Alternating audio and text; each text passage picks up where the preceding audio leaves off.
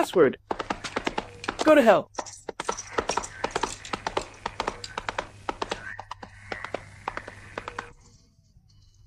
You see, huh? I've been standing at the border for years.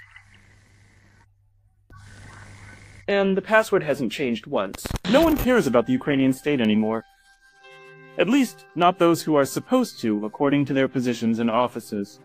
It's all about power and lawlessness around here. The official Kiev's policy is to blame. Not everyone can manage to quarrel with all neighbors and even their inflated Western partners. These guys manage it. As they say, you can't drink away professionalism, and you certainly can't sniff it away. Although, judging by everything, they are working very hard in this direction. Your political credo? Always. Always. Always, I hope you're a Kirillovite? Absolutely. The Ukrainian Foreign Ministry remains the leader in production, not stingy with statements, and generous in political performances. They call Schultz a liver sausage, then clash with the Poles over the Volyn massacre. This time they remembered us. They demand powerfully to withdraw troops from the border, that is, to remove the reinforcement amid increasing drone activity from their side. They are asking for a mirrored response with a phrase in the style of Ukrainian diplomacy. But our foreign ministry is much more restrained and far more skillful in conveying our position. It turns out that the leadership of Ukraine launches combat drones through the territory of Belarus, and a week later, their foreign ministry website is surprised by the actions of our armed forces, performing tasks to ensure the security of Belarusian territory and our citizens.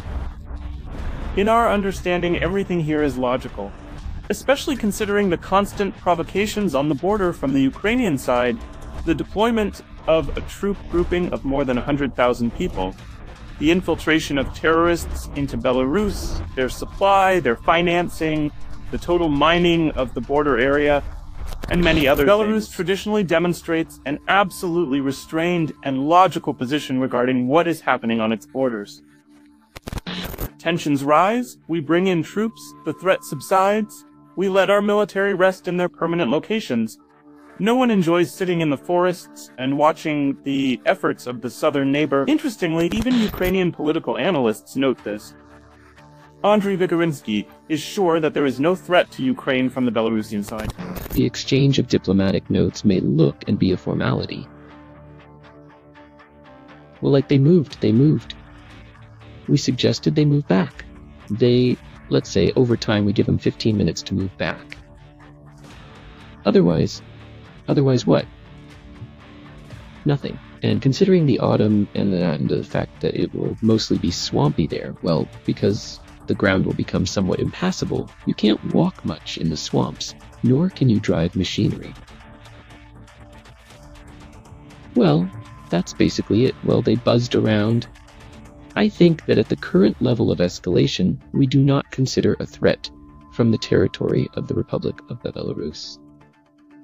The arguments are more than exhaustive, and it's important that they don't come from a Belarusian propagandist. But we understand that Mr. Zelensky's monologue and the ban on alternative opinions in Ukraine have led to the fact that for some individuals, they will seem insignificant if they are heard at all. This distorted perception of reality is not only limited to the editor of the Ukrainian Foreign Ministry's website. For such gentlemen, we are ready to provide arguments in a form understandable and accessible to them. Notice, they also do not come from Belarusian propaganda. No front from Belarus. Our house stands firm. Minsk, unlike Kiev, is not ready to play geopolitical games with the lives of its citizens.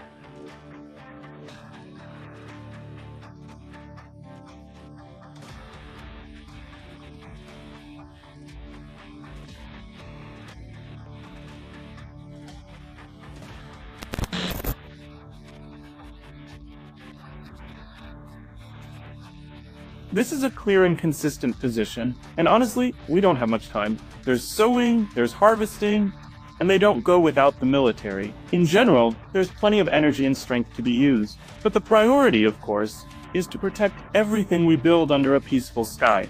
We wish the same for everyone. Andrei Sich in the screenshot section.